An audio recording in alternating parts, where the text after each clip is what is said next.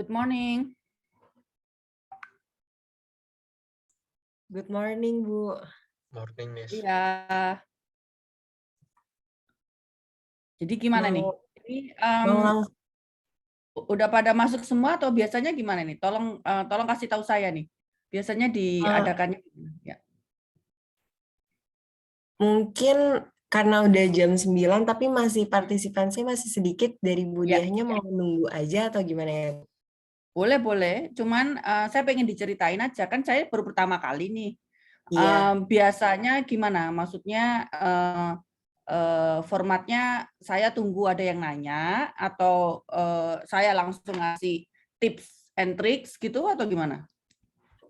Jadi untuk responsi ini nanti Bu Diah menjelaskan materinya dulu, nanti di 10 menit terakhir ada sesi Q&A-nya, Bu. Oh gitu ya. Iya.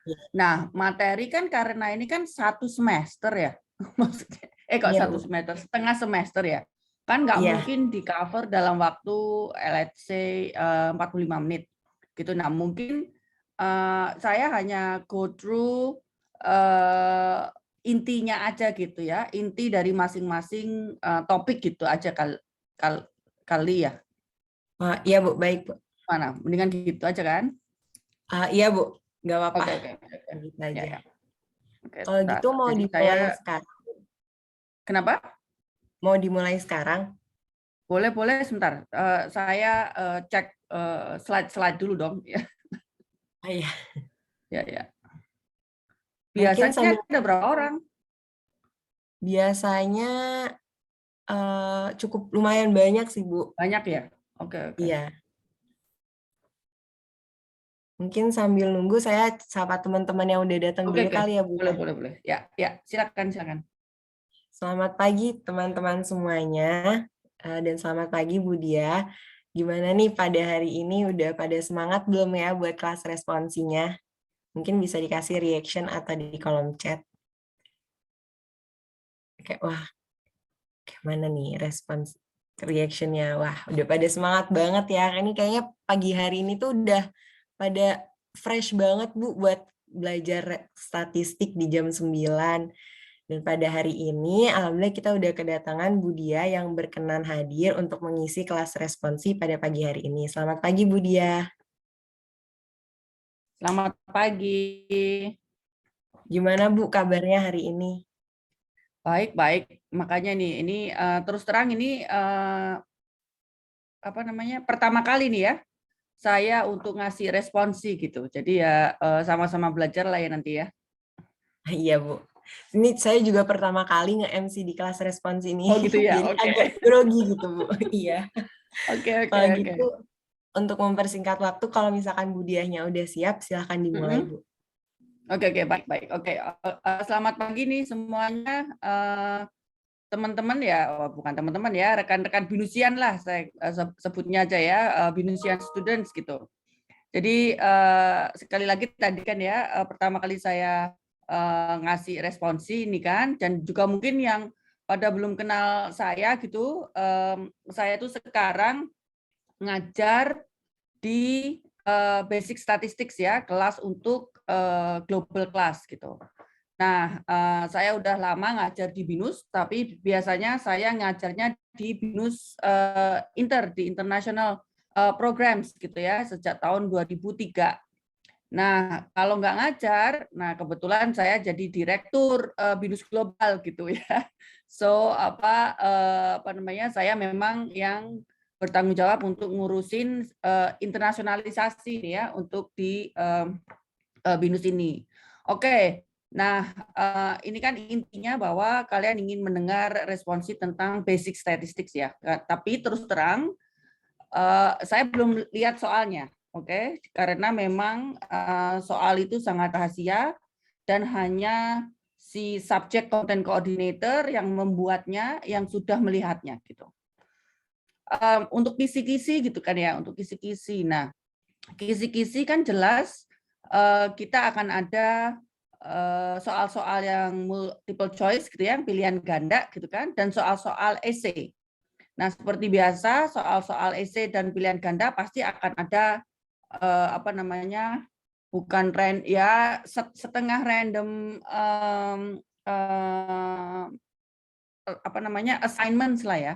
Jadi mungkin kalian tetap seperti yang sudah gitu kan, hanya mengerjakan beberapa soal tertentu. Nah, bedanya ini mungkin ya dari soal atau dari ujian yang pernah saya kasih gitu ya, karena saya biasa ngajar linear algebra semester lalu gitu. Nah, di statistik ini itu bobot soal esainya itu di 40% kalau enggak salah ya. 40%.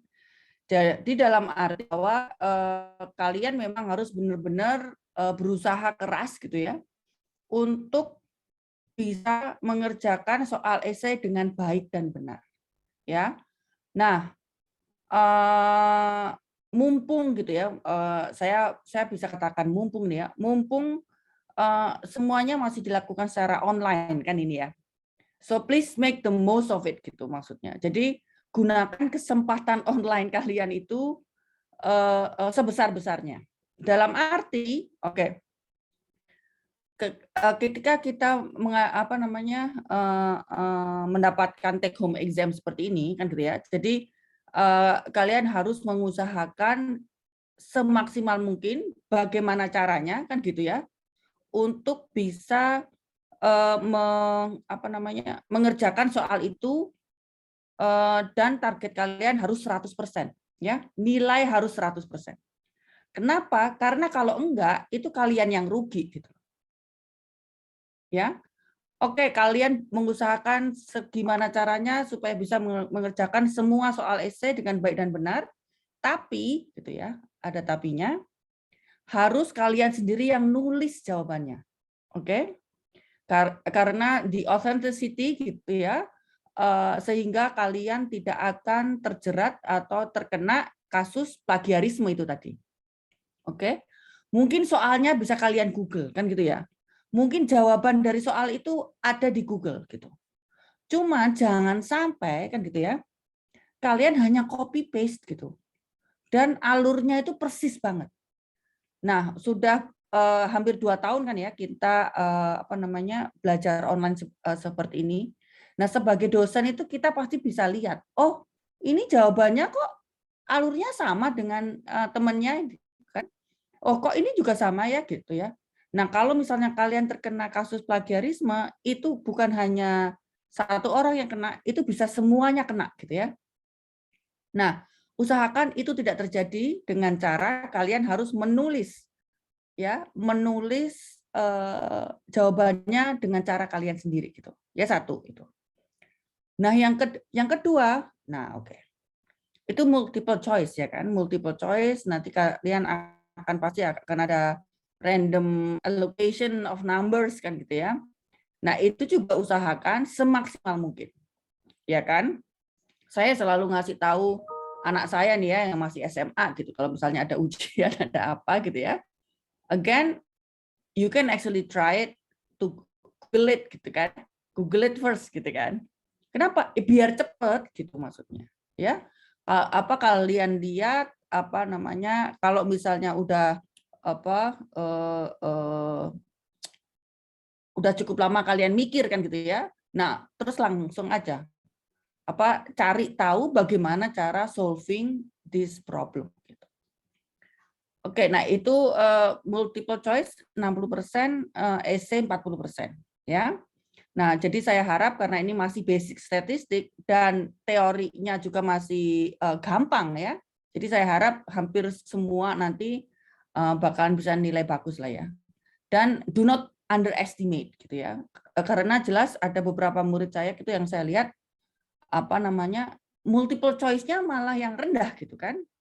Nah, kalau misalnya multiple choice rendah, nah itu berarti ada dua kemungkinan. Mungkin dia buru-buru ngerjainnya, kan gitu ya. Atau mungkin dia take it easy gitu, jadi gampangin gitu. Oke? Nah, right. Jadi mungkin di kesempatan ini saya akan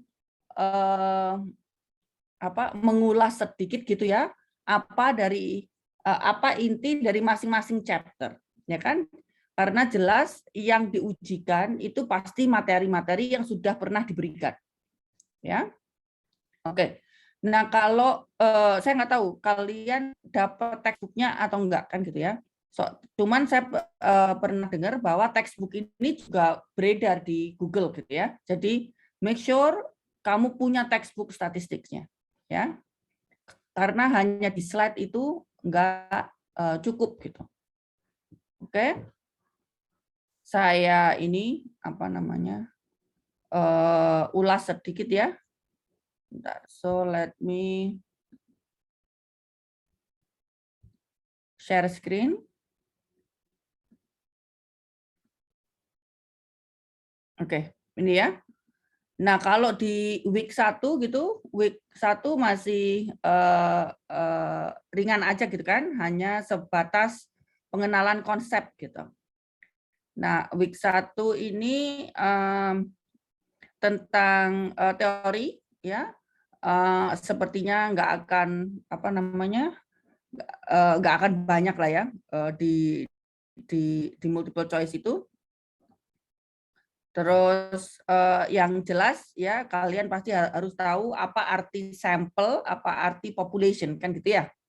Karena di keilmuan statistik ini inti dari keilmuannya adalah kita ingin memprediksi apa yang terjadi di populations, apa yang terjadi di real world gitu ya, dari sampel atau data yang kita punya. Ya, that's the idea.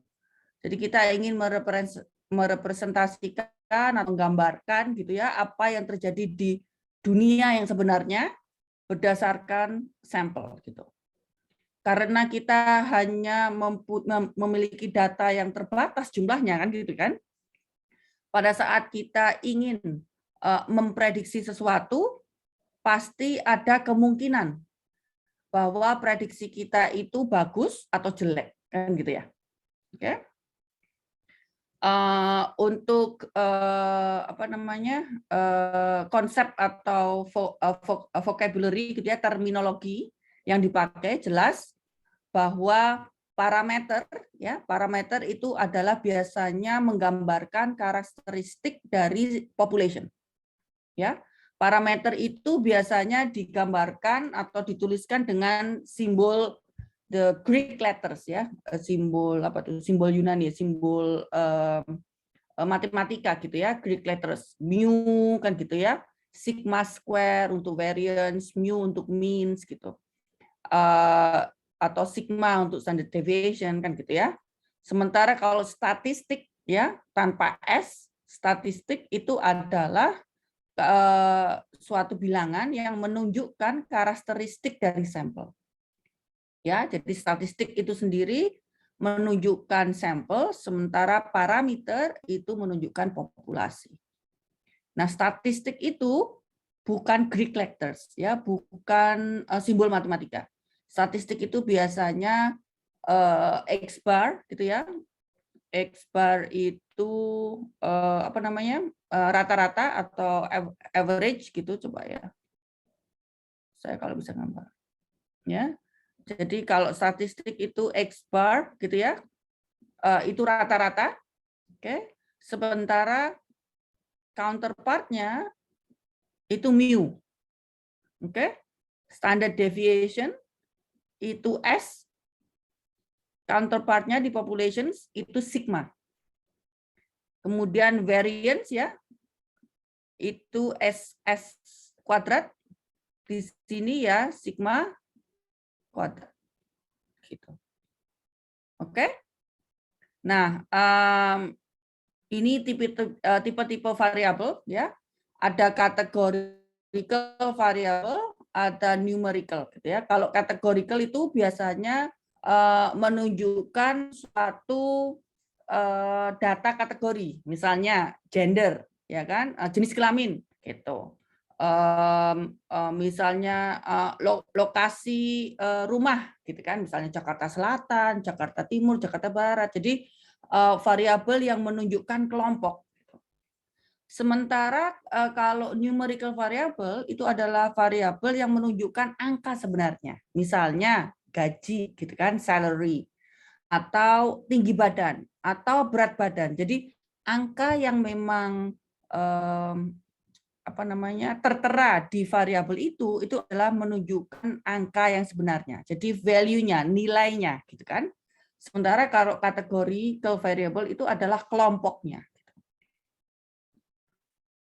Oke. Nah, di dalam sementara kalau klasifikasi variabel berdasarkan tipe ya gitu kan, ada yang untuk numerical variable ini ada yang discrete, ada yang continuous.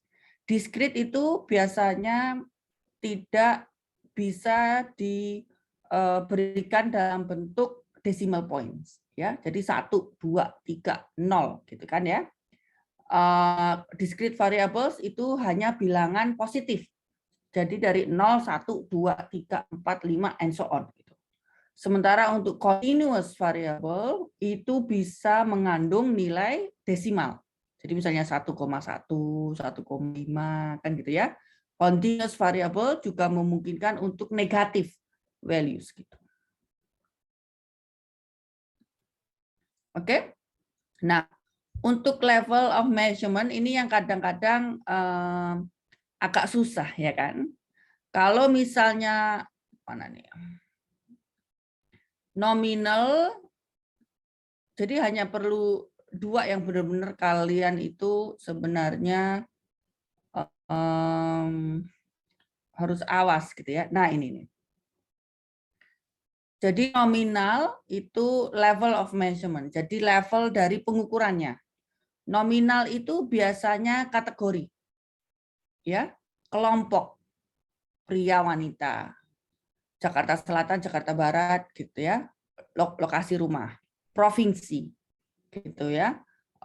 Misalnya grup usia, ya kan, misalnya kan ada age group tuh, age group kan misalnya umur 1 sampai 5, 5 sampai 10. Jadi segala apapun yang bisa dikategorikan itu adalah nominal.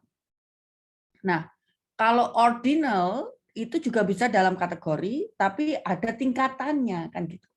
Jadi misalnya ranking 1, 2, 3, 4 ya itu bisa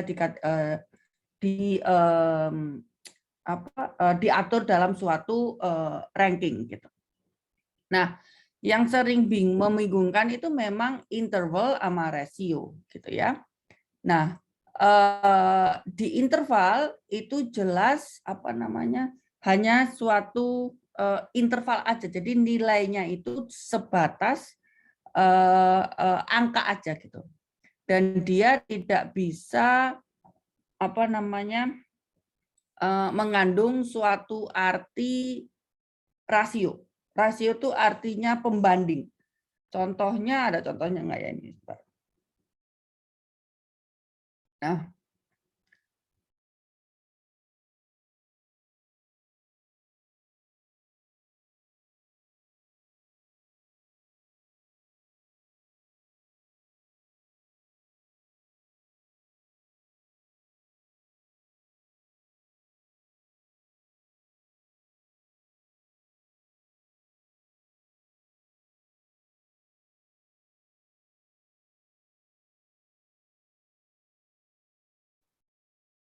sorry, saya ketendang nih. Jadi bisa dengar suara saya nggak sekarang? Bisa Bu, terdengar. Oke. Maaf ya. Ya nggak apa-apa Bu.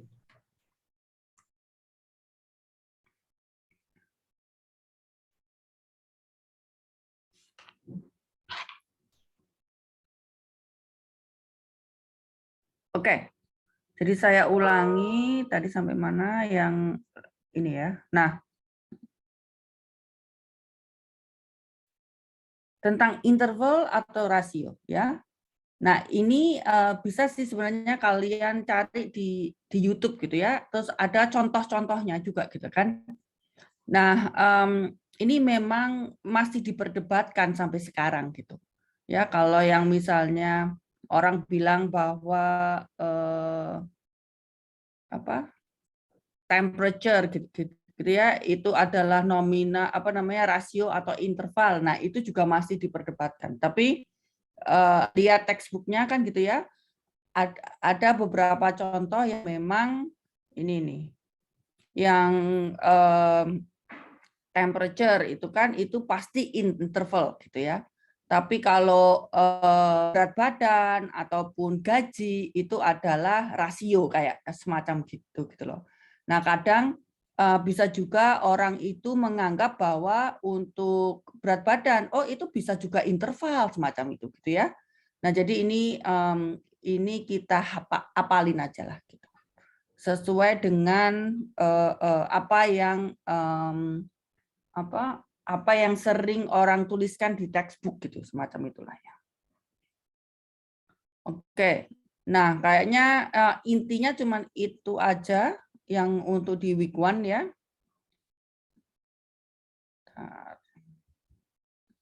Kemudian untuk week 2 tentang apa nih week 2?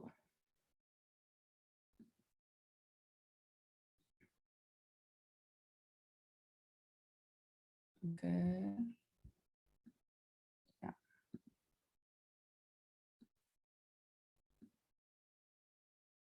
Nah, untuk week 2, nah, untuk week 2 hanya tentang bagaimana kita menggambarkan gitu ya, bagaimana kita menggambarkan data yang kita punya gitu. Nah, ini hanya ada beberapa kan gitu ya. Misalnya ditaruh dalam table gitu kan. Ada yang namanya contingency table. Kalau contingency table itu nah semacam ini nih gitu ya. Jadi ada data ya, data untuk counts. Itu apa bahasa Indonesianya ya? Counts ini maksudnya kita hitung jumlah orangnya gitu ya, jumlah respondennya. Dan ini kan dalam bagaimana kita bisa membaca gitu ya data ini kan dalam arti bahwa ada 16 data values nih, ada 16 data yang memiliki karakteristik growth gitu ya untuk variabel fund type dan juga ya memiliki karakteristik low rendah untuk risk level, untuk level resikonya gitu. Oke? Ini yang disebut cross tab atau contingency table. Oke. Dan biasanya seperti ini adalah yang akan kalian peroleh pada saat kalian akan ngitung ya kan tentang probability values, tentang nilai kemungkinan, ya kan? Misalnya ada conditional probability atau kemungkinan terkondisi kan gitu ya. Biasanya ini nih yang dipakai gitu. Oke. Kemudian hanya ini ya ada teori-teori semacam ini. Nah, saya nggak tahu tuh di dalam multiple choice apakah ada teorinya kan gitu ya. Nah, tentu saja saya juga nggak pernah lihat soal multiple choice-nya itu seperti apa gitu ya. Cuman pada saat kalian sudah melihat soalnya, kan kalian harus tahu tuh kalau aljabar kemarin kan multiple choice-nya cuma 10 kalau nggak salah ya, hanya 10 nomor. Saya kurang tahu kalau yang statistik ini berapa gitu. Ya, jadi misalnya memang hanya 10 atau 20 kan gitu ya. Nah, kalau bisa kalian lihat dulu nih soalnya. Ya, soalnya di mana sehingga kalian paling enggak bisa lihat, oh, yang ini tuh mungkin di chapter ini gitu kan. Yang soal ini tuh mungkin di chapter itu gitu. Jadi kalau kalian udah catat nih gitu ya. Kenapa? Karena kalian harus tahu nih misalnya biasanya dulu waktu saya belajar di luar negeri gitu ya. Kalau ujian itu kita dikasih waktu 10 menit pertama untuk baca soal. Ya, jadi kalau ini ya 5 menit pertama lah ya untuk baca soal. Secara sekilas oh soalnya ini. Oh yang ini saya nggak tahu kan gitu. Nah berarti kalau ada soal yang kira-kira kalian nggak tahu dan ini susah nih, jadi kalian bisa kasih tanda. Kalian bisa kasih tanda bahwa oh ternyata ada 20 soal kan gitu ya misalnya yang harus dikerjakan dalam 100 menit gitu misalnya. Ya kan? Dalam 100 menit ada 20 soal, berarti masing-masing soal harus 5 menit. Ya kan? Kalau ada soal gampang, kalian bisa mengerjakannya kurang dari 5 menit, berarti sisanya ditabung ya kan? Untuk ngerjain soal yang lebih susah tadi gitu. Jadi you have to strategize as well. Jadi harus berstrategi juga nih gimana cara mengerjakannya, ya kan? Nah, sementara kalau essay, ya kan guys, kalau essay karena waktunya minggu nih, jangan tunggu sampai 2-3 hari terakhir gitu. Kamu harus langsung cepat untuk mendownload soalnya, ya nggak sih? Download soalnya, coba kerjakan pelan-pelan kan gitu kan. Kemudian dicek lagi gitu. Jadi paling nggak ada 3 kali pengecekan lah, ya kan, untuk bisa memastikan bahwa ini jawaban saya benar loh. Gitu. Kenapa? Karena waktunya seminggu, guys. Kalau kalian tidak optimalkan waktu seminggu itu, aduh rugi banget, ya. Oke. Kemudian ada contoh-contoh bar chart kan gitu ya, bar chart, pie chart gitu. Nah, ini mah gampang aja. Oke. Ini hanya cara-cara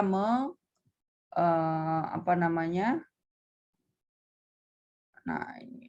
Oke, sudah gitu aja. Kemudian week ketiga ya. Nah, untuk week ketiga ini tentang numerical measure. Jadi maksudnya tentang ukuran-ukuran dasar statistik gitu. Ya. Di ukuran-ukuran dasar statistik itu ada central tendency ya. Central tendency itu adalah ukuran tengah. Ukuran tengah pasti kalian tahu 3Ms ya kan? Mean, median sama mode ya kan? Mean itu rata-rata. Kemudian ada variation atau variance ya. Saya nggak tahu bahasa Indonesianya, variasi ya atau standar deviasi gitu kan. Dan kemudian the shape ya, bentuk pola pattern dari distribusinya. Nah, apa itu distribusi ya? Kalau mean ya jelas ya, kalian bisa ngitungnya. Rata-rata itu selalu dihitung dari jumlah nilai datanya, ya kan, dibagi banyaknya data. Oke, as simple as that. Gimana cara menghitung the mean of the population? Itu sama dengan the mean of the sample. Gitu. Oke. Kalau median itu nilai tengah, ya kan sudah ada rumus-rumusnya nih. Oke, jadi make sure mungkin kalian punya satu halaman gitu ya, A4. Jadi kalau saya ujian zaman saya sekolah dulu itu, saya selalu bikin cheat sheet ya. Oke, so I will show you guys. Sebentar, mungkin saya bisa. Nah, kelihatan nggak ini? Kertas A4 ya? Oh, nggak kelihatan ya? Sebentar.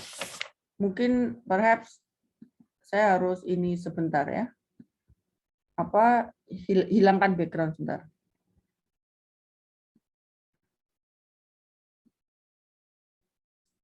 Atau saya gimana nih? Oke. Nah, kelihatan kan guys ya?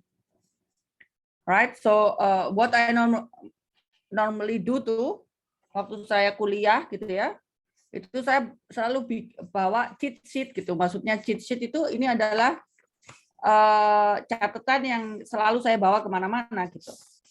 Nah biasanya itu saya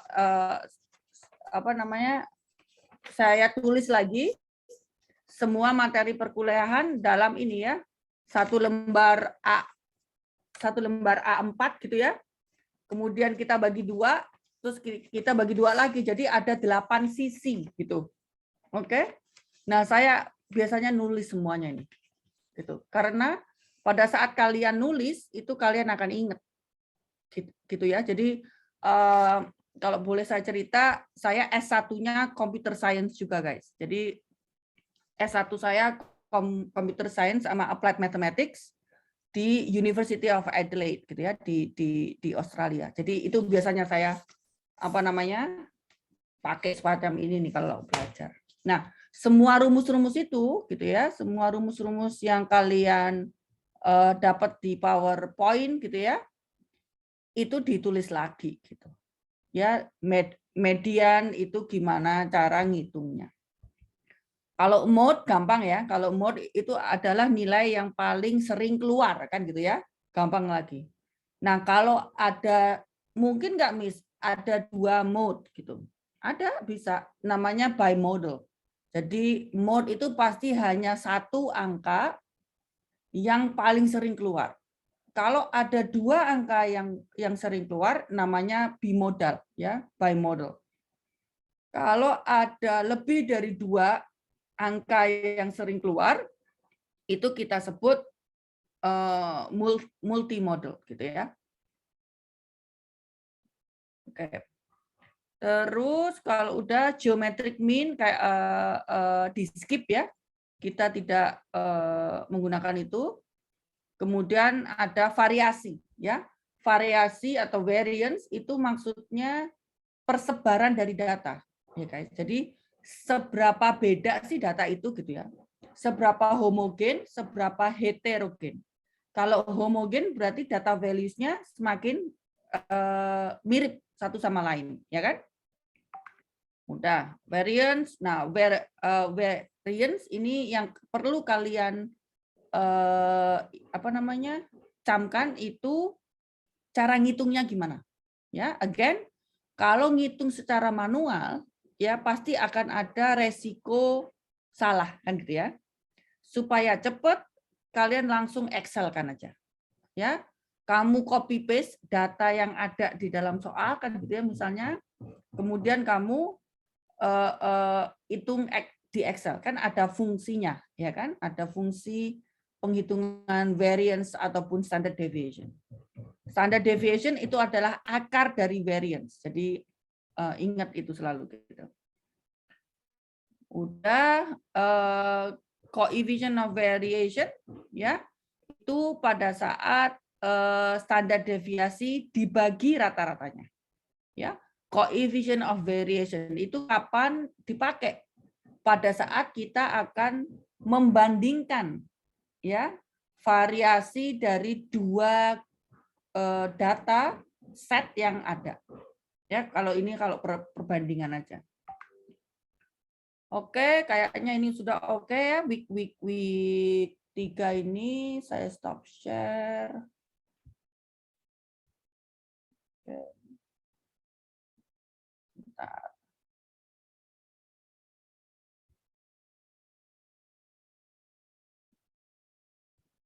Saya balikin lagi, guys. Oke, terus untuk week 4 ya. Week 4 mana week 4? Oh, kok saya nggak ada week 4 ya? Oh, week 4 itu tentang probability ya. Tentang kemungkinan, ya kan? Nah, untuk week 4 sebentar. Untuk week 4 mana nih? Saya pakai lecture slide yang saya pakai untuk mata kuliah probability yang lain ya. Kalau week 4 jelas itu hanya basic probability ya. Kemungkinan ada soal tentang union gitu ya, gabungan atau irisan kan gitu ya. Union atau intersection gitu. Oke, jadi ini basic probability konsep gitu ya. Biasa Venn diagram gitu ya. Kemudian ini the Morgan's Law gitu ya. Kalau A union B complement ya. Itu sama dengan A complement union B intersection B complement gitu ya. Nah, kalau kayak gini mah kamu catat aja gitu. Ya, apa nggak perlu diapalin. Nah, kalau ini juga apa namanya? Seperti biasa aja. Don't worry about this gitu ya, basic probability concept. Ada lagi enggak? Ya, apa namanya? Soal-soal probability yang sangat simple gitu, cuman don't worry about it, itu mungkin nggak akan sesulit gitu ya tentang probability yang kalian mungkin udah dapat di SMA gitu ya. Saya kira permutasi sama kombinasi juga tidak akan keluar banyak gitu. Yang paling penting itu ini malah saya, oke? Yaitu bagaimana kalian bisa membaca cross tab atau contingency table semacam ini, ya kan? Jadi misalnya ada probability untuk misalnya plan to purchase kayak gitu-gitu, oke? Jadi gimana cara membuat probability values dari soal ini, ya? Kemudian rumusnya ini gitu ya. Kalau or itu adalah union, kalau and itu adalah intersection gitu. Oke, yang irisan. Terus kapan ya dua himpunan itu dibilang mutually exclusive gitu ya? Pada saat mereka tidak ada intersection-nya. Ya, PA plus PB gitu. Oke. Kemudian ada addition rule ya. PA union B union C kan gitu ya. Itu gimana cara ngitungnya? Oke. Atau kemudian misalnya PA union B gitu ya, itu juga gimana cara ngitungnya. Itu aja. Oke. Ya. January or Wednesday semacam itu. Apalagi ya. Oke, jadi semacam ini ya, guys. Jadi gimana cara membaca contingency table atau membuat contingency table from it gitu. Nah, multiplication rule yang ini yang tadi saya ini ya, permutasi, kombinasi itu tidak akan banyak gitu ya. Kemudian yang ini nih, yang ini penting dan mungkin akan ada gitu, akan selalu ada gitu ya. Conditional probability ya. Jadi PA kalau saya karena belajarnya biasanya dalam bahasa Inggris gitu ya, PA given B gitu ya. Jadi event B ini itu terjadi duluan. Ya. Jadi kemungkinan bahwa A itu terjadi jika B terjadi gitu. Ya. PA given B itu maksudnya PA intersect B, jadi kedua kejadian itu terjadi secara bersamaan, over dibagi kemungkinan B itu terjadi. Ya, jadi saya selalu akan apalin nih, jangan sampai kebalik gitu. Ya, nah apa yang dituliskan di belakang itu tertuliskan di bawah, jangan sampai kebalik. Ya, jadi ini bisa ditulis ini adalah jika B maka A. Bisa nggak ya, Sanis? Ini jika B maka A.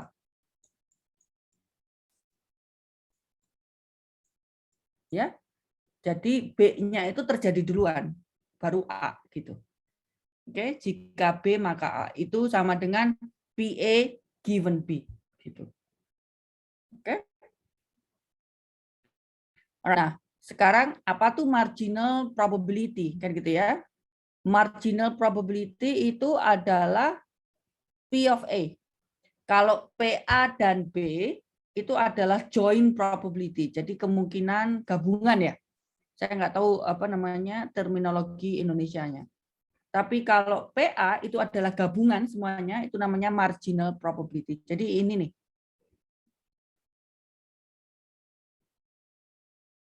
Ya. Jadi misalnya ini adalah contingency table, ya kan? Jadi ini event A, ini event B. Event itu apa sih? Peristiwa. Apa nih bahasa Indonesianya biasanya, guys? Event. What do you call for Kejadian event? kali ya. Kejadian. Oke. Jadi kejadian A dan ini kejadian B kan gitu ya. Nah, berarti apa yang kalian tuliskan di sini itu adalah probability dari A dan B. Ya, A1 dan B1. Jumlahnya, totalnya nih ya, A1 itu berapa? Kan dijumlahin dong. Ya kan? Ini namanya marginal probability. Jadi jumlahnya ini itu namanya marginal. Oke. Kalau yang di tengah karena dia bersifat N ya, bersifat irisan, itu namanya joint. Gitu. Nah, ini contohnya, guys. Ya, kalian dikasih counts ya, dikasih jumlah datanya nih. Kemudian kalian disuruh mencari ininya. Oke? Nah, semacam ini ya. Jadi PA itu plan to purchase, B itu actually purchase. Jadi A itu baru berencana untuk beli, sementara B itu yang emang udah beli, gitu kan? Jadi P of A itu adalah kemungkinan bahwa orang itu baru berencana untuk beli. Itu berapa kemungkinannya, gitu kan? Berarti kalian harus jumlah nih yang memang hanya berencana, ya kan? 250 dibagi 1000. Ya kan? 1000 itu adalah total sample size. Nah, kalau yang kemungkinan berencana untuk beli itu 250 dibagi 1000 kan gitu kan? Berarti kemungkinan orang tidak punya rencana untuk beli berapa? Ya tinggal aja 1 dikurangi, ya kan? Kan komplement dong itu ya. 1 dikurangi P of A. Kan gitu ya. Nah, sekarang kemungkinan bahwa orang itu memang membeli, berarti kan PB ya. Kamu cari nih PB. Actually purchase yang ini. Berarti 300 nih. Ya kan 300 per 1000. Nah, sekarang kemungkinan bahwa orang itu beli, ya kan? Given that ketika mereka sudah punya rencana, kan gitu ya. Jadi kemungkinan bahwa orang itu beli ketika dia sudah memang udah punya rencana, kan gitu ya. Berarti berapa nih? Ya kan? Kamu tulis dong PB and A kan gitu ya. Over PA. Karena yang di belakang harus yang di bawah gitu kan. The denominator gitu. PB dan A, B dan A, B dan A. B itu actually purchase, B dan A 200. Ya kan? Ups, mana sini? 200. Kemudian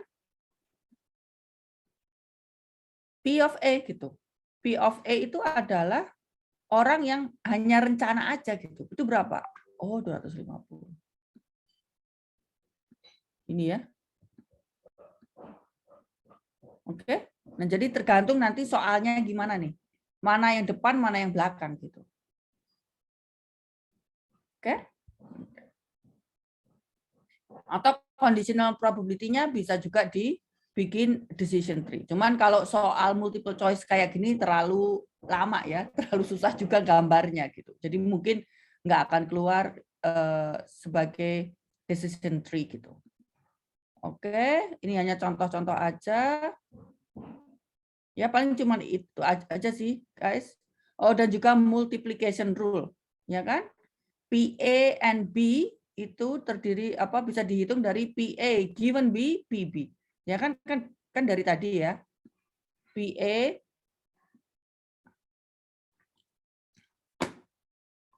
tuh mas saya enggak ini nih.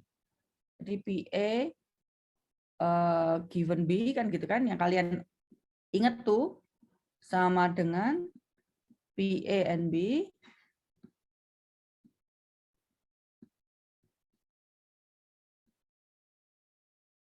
over PB, ya kan?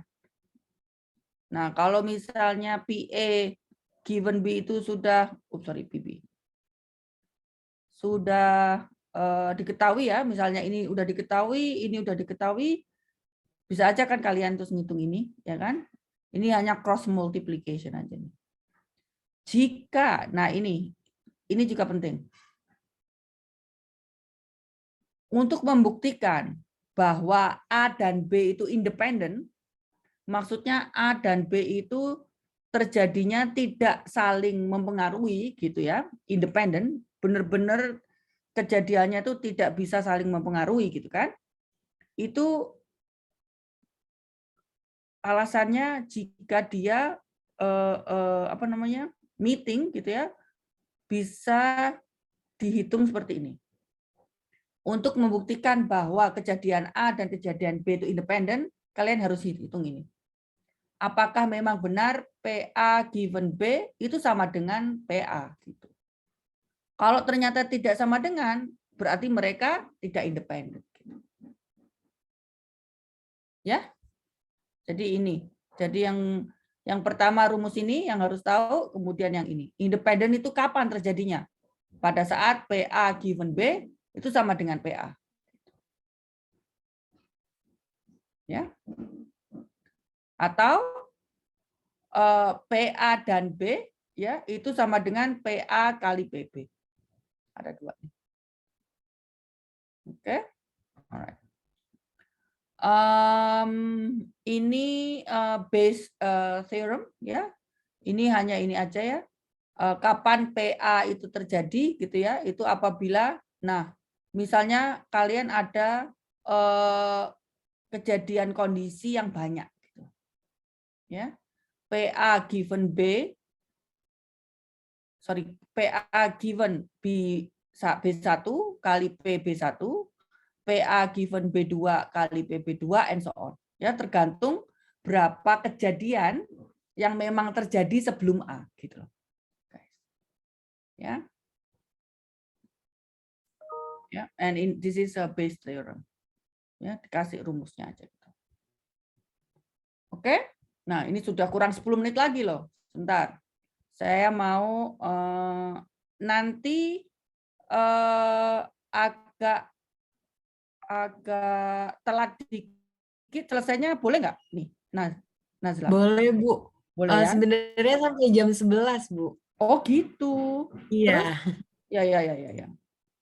Jadi masih lumayan luang, Bu, waktunya. Ya. Enggak, soalnya ini saya juga harus cepat-cepat ke kampus ini nanti. Bentar ya. Oh iya, Bu. Baik, Ya, enggak apa-apa. Jadi lalu nanti biar saya aja. akan tadi week 4 ya, sekarang week 5 nih. Oke. Untuk week 5 saya juga pakai slide saya sendiri. Ya. Nah, untuk week 5 ya, untuk week 5 itu tentang random variable. Ya kan? Tentang random variable dan bagaimana cara membaca probability distribution. Oke? Nah, probability distribution itu artinya adalah persebaran dari kemungkinan itu gitu. Jadi biasanya ini ya, dalam suatu probability distribution jumlahnya itu harus satu gitu. Nah, untuk probability distribution ini ada dua macam. Discrete sama continuous. Kalau discrete itu kalian berbicaranya tentang binomial. Mana nih?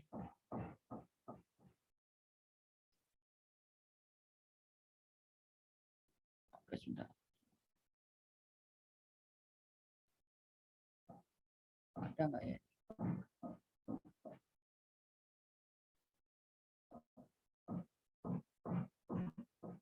Oke. Nah, kalau discrete itu ada binomial sama Poisson. Ya.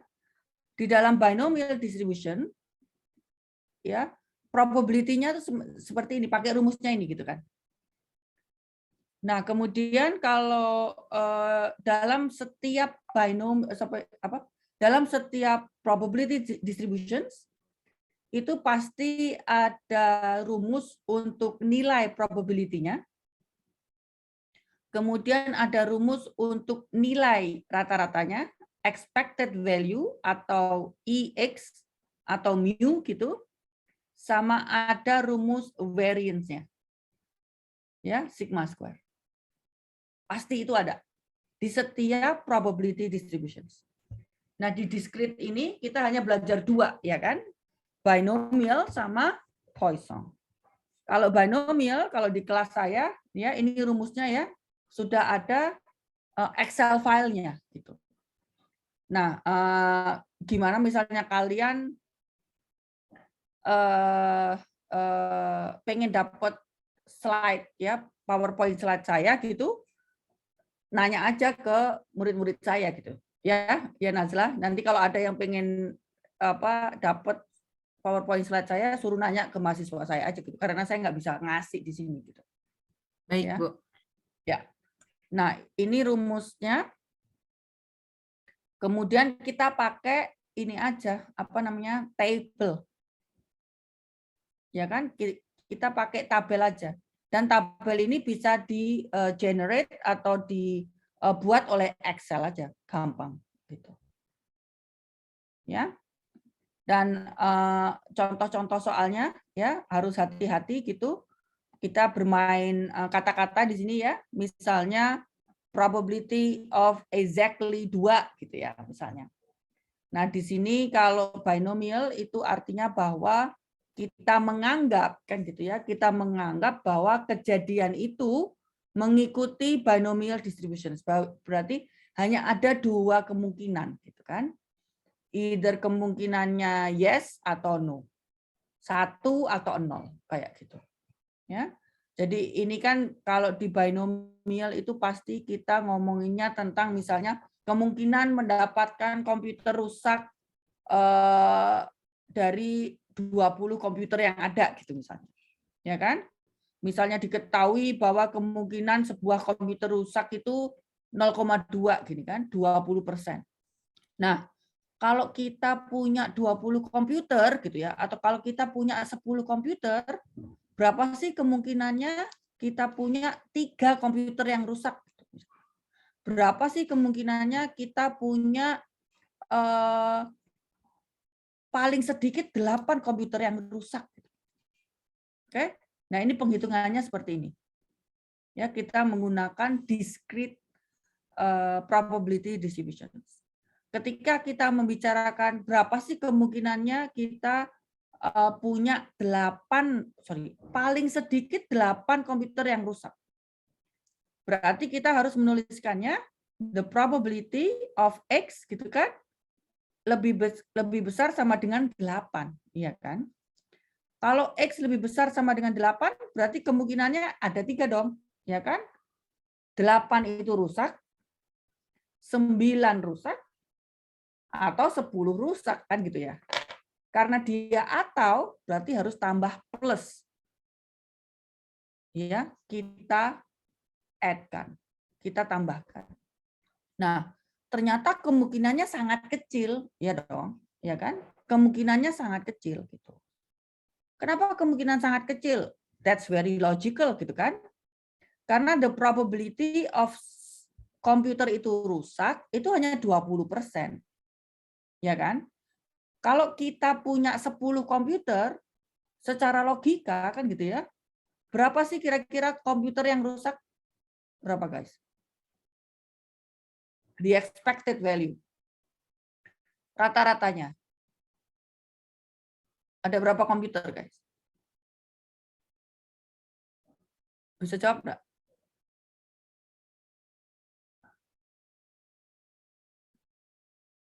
Jawab aja nggak apa-apa. Di chat juga boleh di chat. Logikanya. Kalau kemungkinan komputer rusak itu 20%. Nah, kalau kita punya 10 komputer, berapa yang rusak?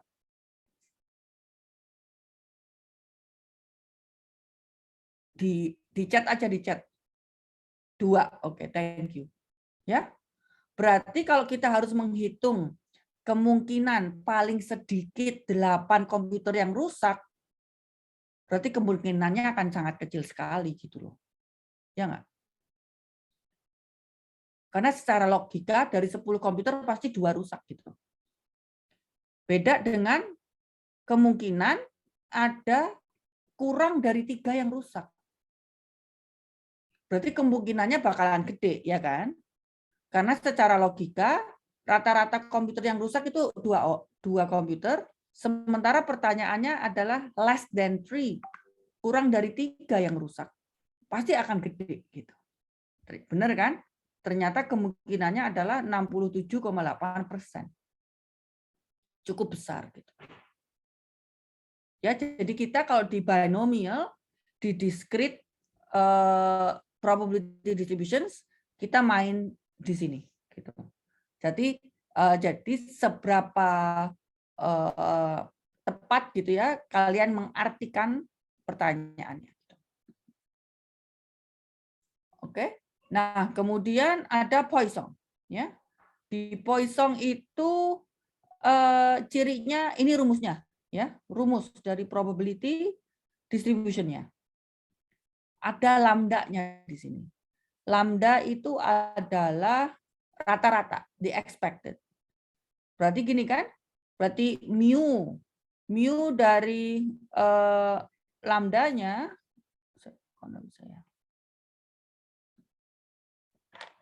nih, mu dari rata-rata dari Poisson distribution, gitu ya, itu adalah lambdanya. Variance juga mu atau lambdanya.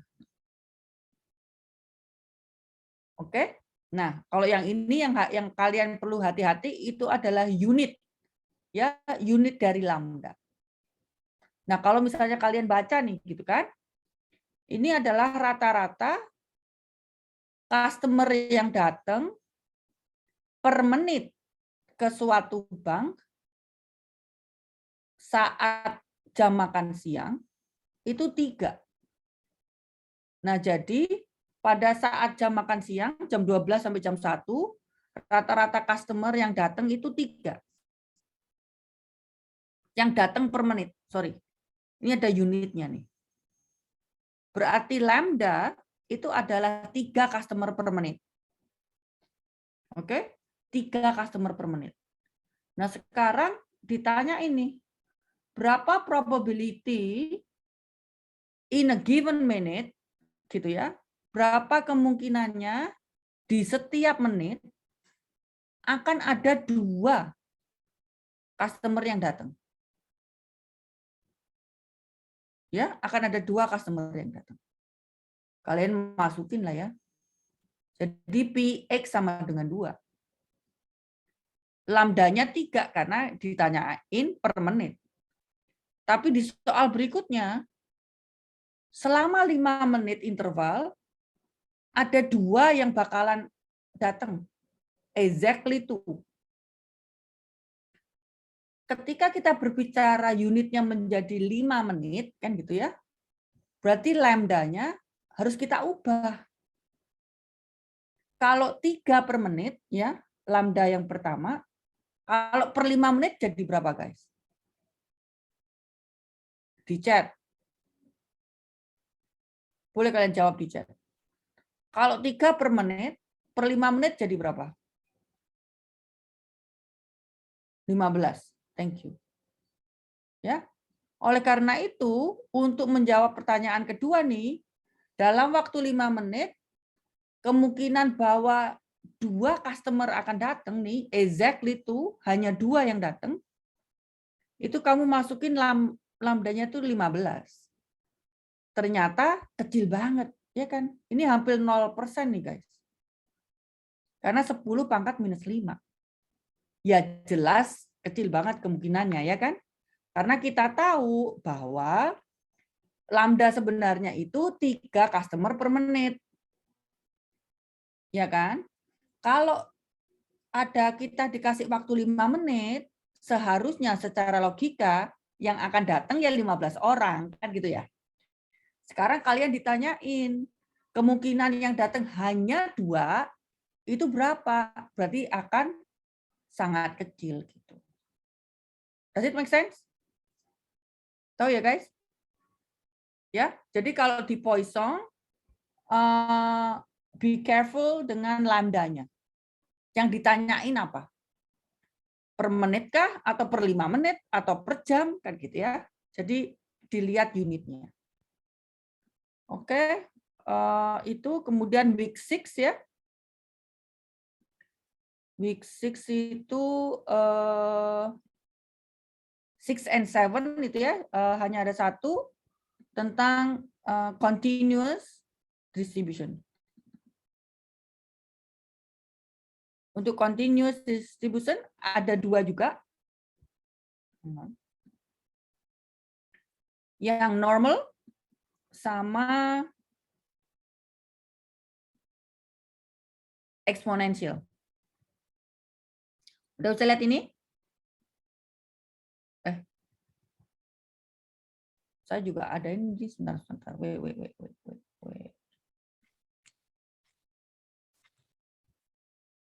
Saya juga pakai slide sendiri.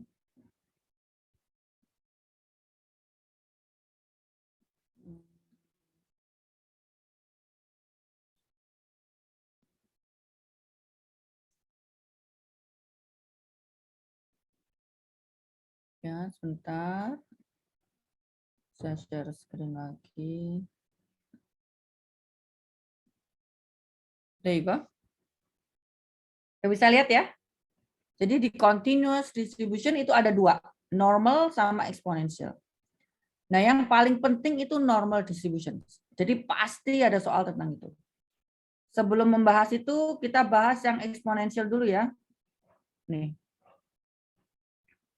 Bedanya dengan Poisson tadi gitu ya. Kalau eksponensial itu menghitung probability between 2 kejadian. Ya. Kalau eksponensial itu menghitung probability di antara 2 kejadian. Misalnya waktu di antara trucks arriving gitu, di antara mobil-mobil truk ini berdatangan, atau di antara transaksi satu transaksi ke transaksi berikutnya untuk ATM machine, atau probability di antara phone calls yang masuk ke phone calls yang lain gitu. Nah, rumusnya seperti ini ya. Juga ada lambdanya. Oke. Lambda is the population mean number of arrivals per unit. Jadi bedanya nih, the mu atau the expected value itu 1 per lambda. Kalau Poisson tadi kan mu sama dengan lambda. Standard deviation-nya atau the square root of variance itu 1 per lambda juga. Kalau tadi kan masih sama kan, lambda untuk Poisson. Oke. Contoh soalnya semacam ini gitu ya. Jadi misalnya customer arrive di bank gitu ya dengan rate 20 per hour. Jadi ada 20 customer yang datang per jam. Nah, sekarang pertanyaannya, what is the probability ya? Berapa kemungkinannya bahwa the next customer yang berikutnya itu akan datang selama 6 menit. Intervalnya 6 menit nih. Oke. Nah, sekarang 6 menit gitu. Lambdanya kan 20 ya, 20 per jam.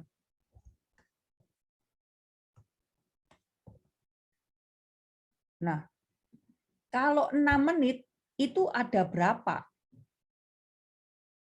dalam bentuk jam? Iya kan? Kan karena ini unit lambdanya itu adalah jam. Jadi kita convert 6 menit ke dalam jam. Ternyata 6 menit itu adalah 0,1 hour. Oke? Jadi the probability of arrival time kurang dari 0,1 hour ya, within 6 minutes, berarti dari 0 sampai 6 menit kan gitu ya. Kurang dari 0,1, itu kamu langsung masukin rumusnya nih. Ya, rumusnya kan tadi nih. Nah, tadi rumusnya. 1 dikurangi I to the power of minus lambda X. X-nya 0,1, lambdanya 20. Jadi ini. What is the expected value and the variance gitu kan? Nah, the variance itu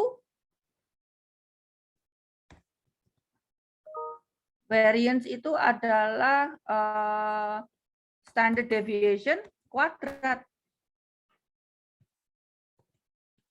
Ya kan? Rumusnya apa? Rumusnya adalah apa ini rumusnya? Standard deviation itu 1 per lambda. Berarti variance harus 2 kali lipatnya ini. Gitu kan? 1 per lambda kali 1 per lambda. Jadi 1 per lambda kuadrat. Gitu. Oke? Be careful with the formula. Oke? Nah, sekarang normal distribution. Nah, normal distribution. Ini adalah basic dari very important uniform enggak ya, guys? Kita tidak membahas uniform atau tidak akan include uniform distributions ke dalam ujian kali ini gitu. Jadi ada normal distribution. Nah, di normal distribution yang ingin saya tekankan gitu ya. Ini adalah semacam gambaran dari apa namanya itu? Bar chart ya, histogram. Oke. Nah, normal distributions itu adalah keadaan ideal. Ya, data yang ingin kita peroleh, keadaan ideal gitu ya. Jadi bentuknya kurva sempurna ini kan bell shape. Jadi kayak bell kayak genta gitu. Dia symmetrical. Jadi benar-benar yang di tengah itu adalah the mean, the median and the mode gitu ya. Dan juga kita akan ngitung seberapa kurus atau seberapa apa namanya gemuk gitu ya. Ini kalau misalnya saya bisa scroll.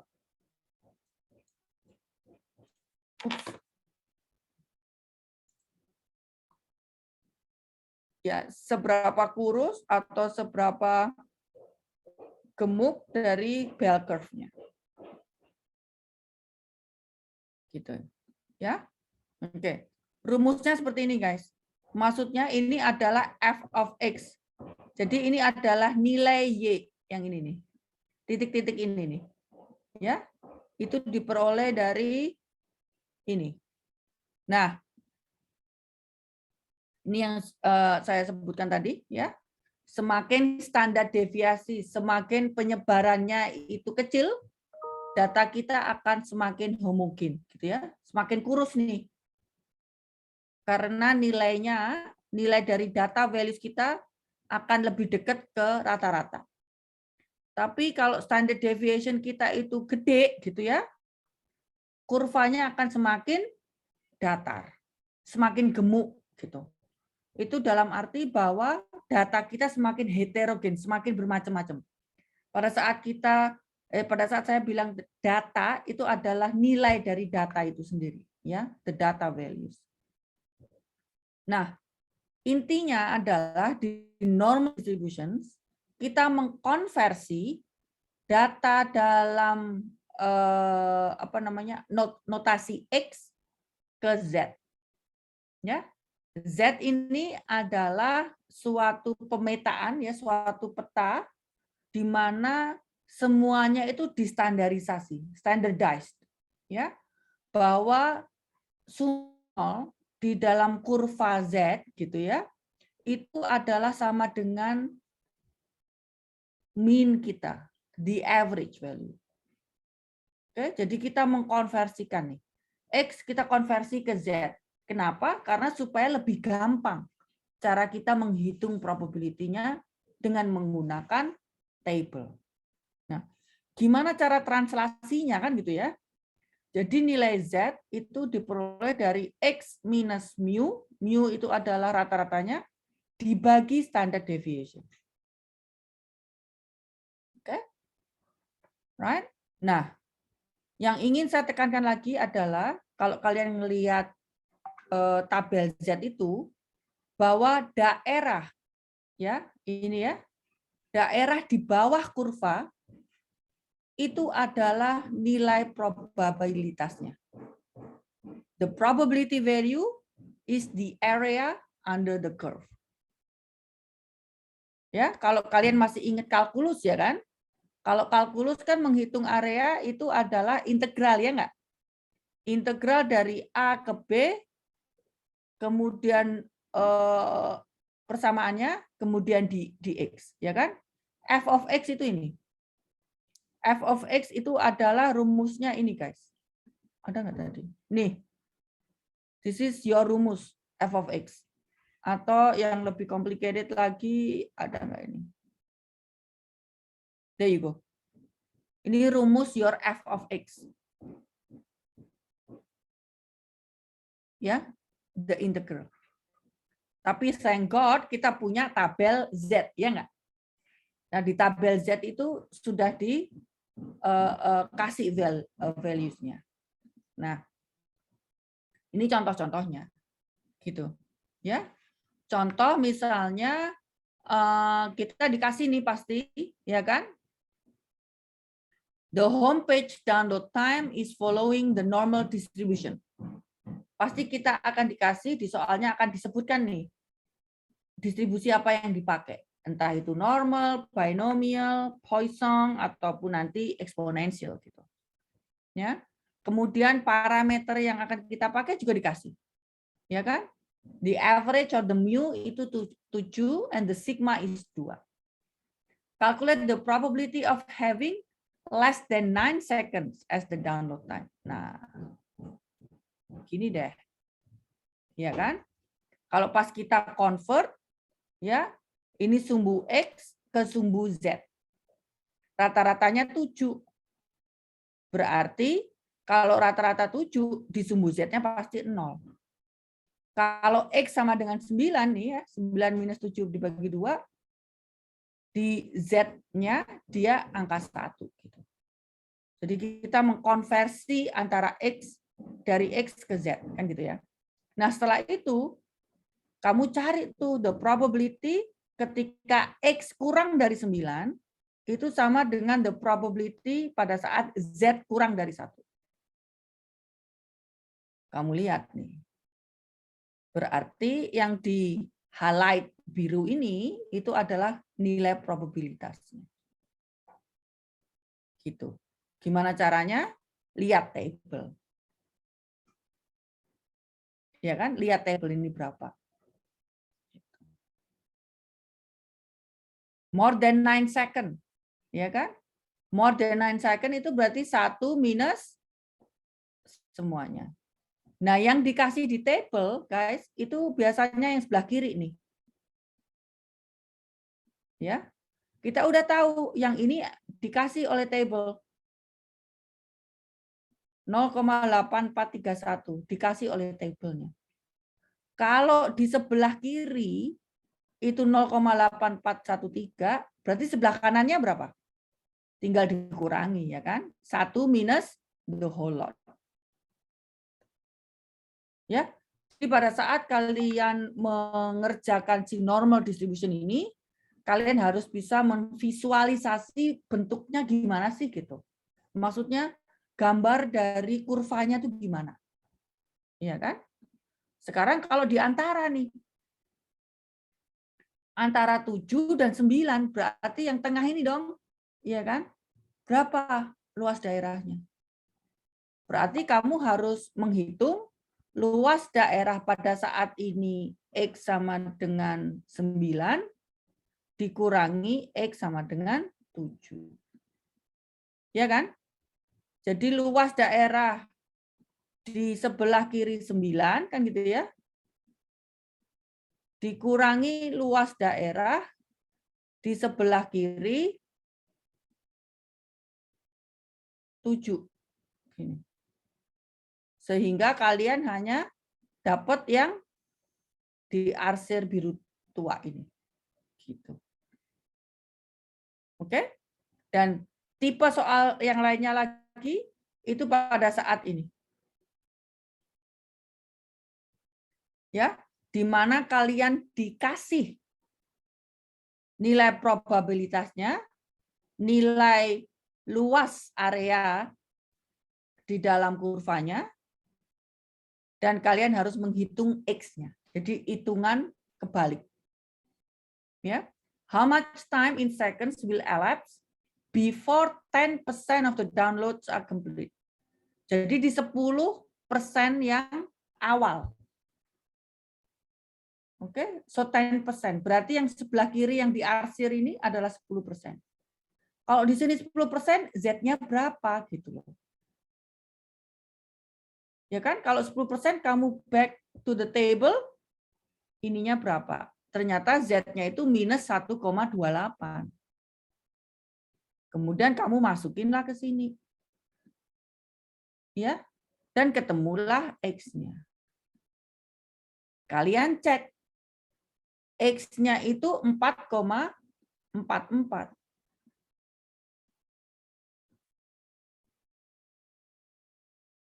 Pasti X akan terletak di sebelah kiri 7, ya enggak? Karena X kan 4,44 nih. Pasti akan dia terletak di sebelah kirinya 7 dan pasti negatif gitu, nilainya. Oke guys, nah kayaknya sampai sini aja saya ini, dan saya kasih 12 menit lah. Jadi nanti 10.30 saya akan selesai gitu. Is there any question? Silakan. Baik, Bu Dia, terima kasih untuk penjelasannya. Dan sekarang mungkin kita langsung ke sesi tanya jawab. Jadi buat teman-teman yang mau tanya bisa langsung raise hand atau tulis di kolom chat ya. Oke, silakan teman-teman buat tanya seluasnya tentang mata kuliah ini. Mungkin pertanyaan pertama dari saya ya, Bu. Oke. Ya. Michael nggak apa-apa ya, aku tanya duluan. Pertama, Bu, kan kalau di bagian tadi kayak binomial gitu-gitu, meannya itu kan pakai mu ya, Bu ya. Berarti mereka pakai parameter ya, Bu? Karena kan tadi sebelumnya yang mana? Coba maaf. Nazila, tolong ulangi lagi pertanyaannya. Iya. Jadi untuk yang kayak binomial terus Poisson gitu-gitu, nilai meannya itu kan pakai mu ya, Bu. Berarti mereka masuknya ke parameter ya? Iya sih, iya. Jadi mereka tidak berbicara sampling, ya kan? Ya, karena kalau untuk Poisson atau discrete atau semacam ini gitu ya. Nah, kita itu sudah seakan-akan berbicara tentang keadaan yang ideal gitu. Makanya kita dikasih rata-rata dari populasi ataupun standar deviasi dari populasi gitu. Oh, baik, Bu. Terima kasih, Bu. Paham, Bu. Ya. Mungkin pertanyaan selanjutnya dari Michael. Silakan, Michael. Oke, silakan Michael. Ya, Bu. Ini saya mau bertanya. Jadi kalau misalnya kita kan kita ada PG gitu, jadi kita pakai tabel Z sebagai referensi nggak ada masalah ya harusnya? Pakai apa? Pakai apa? Tabel Z ya jadi referensi. Ya, ya. Boleh dipakai. Takutnya nggak boleh dipakai. Kenapa? Siapa yang bilang nggak boleh dipakai? Tabel Z-nya. Nggak, sorry, saya kurang paham pertanyaannya. Pada saat kita tidak menggunakan komputer, kan gitu ya, tabel Z pasti selalu dipakai gitu. Oh, iya.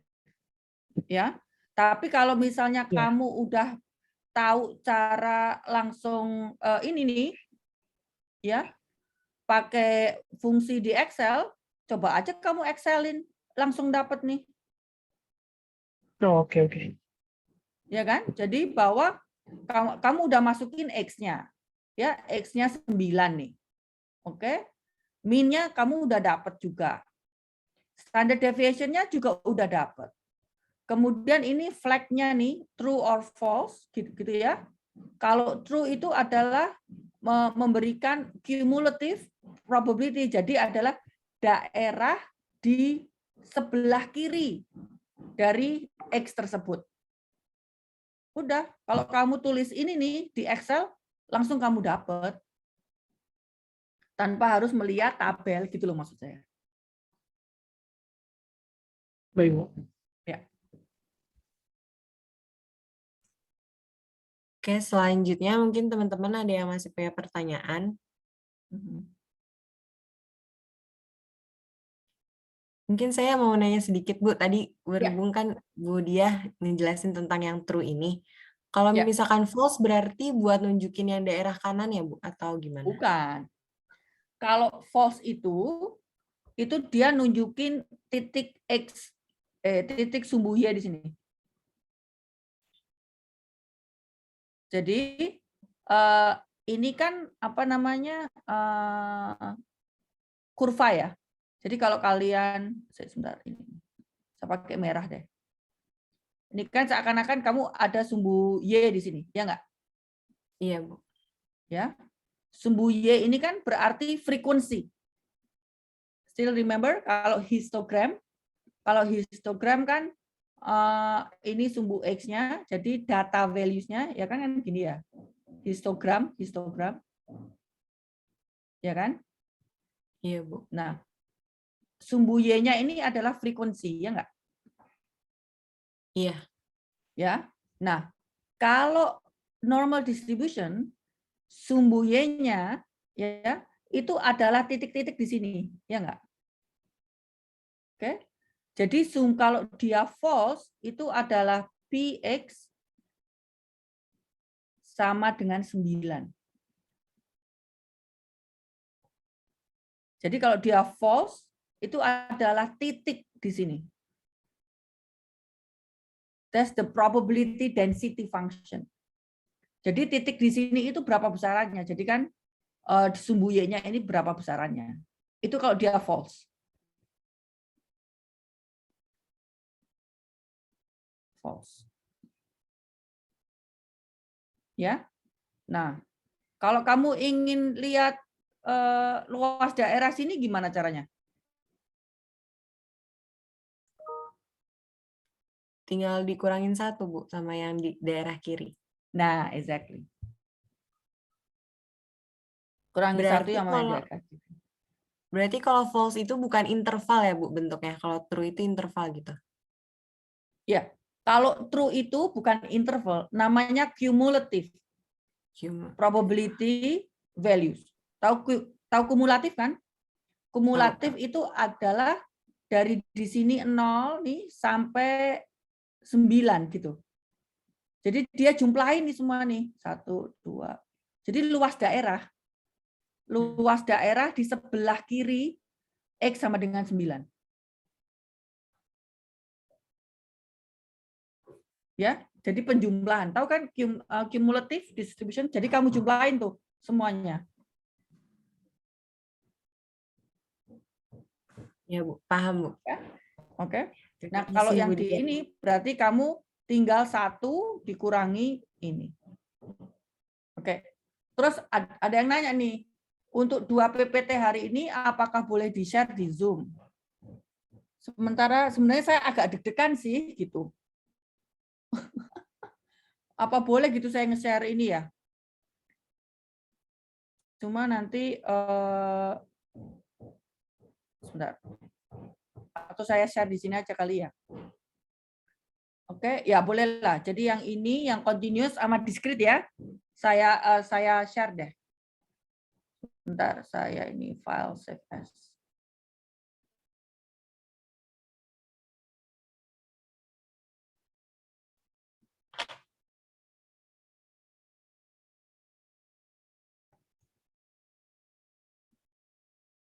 Oke.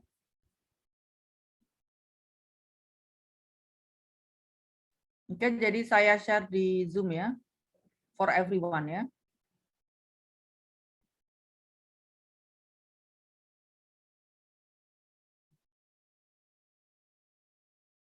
Ini.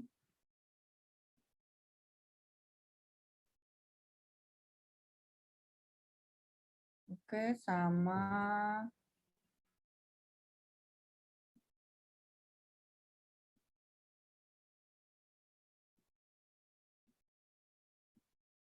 yang binomial tadi ya.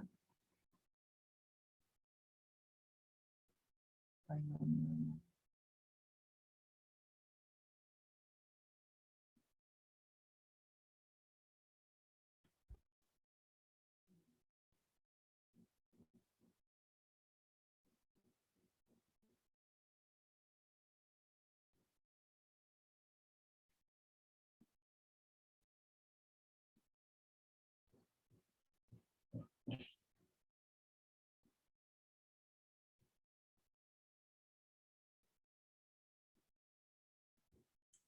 Oke, ada lagi nggak?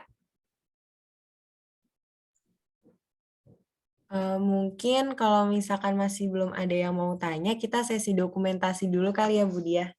Oke, boleh. Buat teman-teman, ayo kita on cam dulu buat sesi dokumentasi.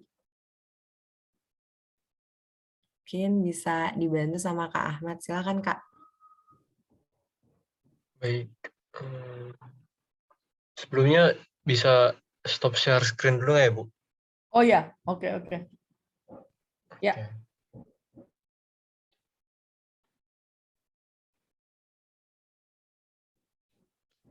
Oke, udah semua? Atau mau ada lagi yang mau on cam? Kalau segini aja udah. Kita screenshot 3, 2, 1.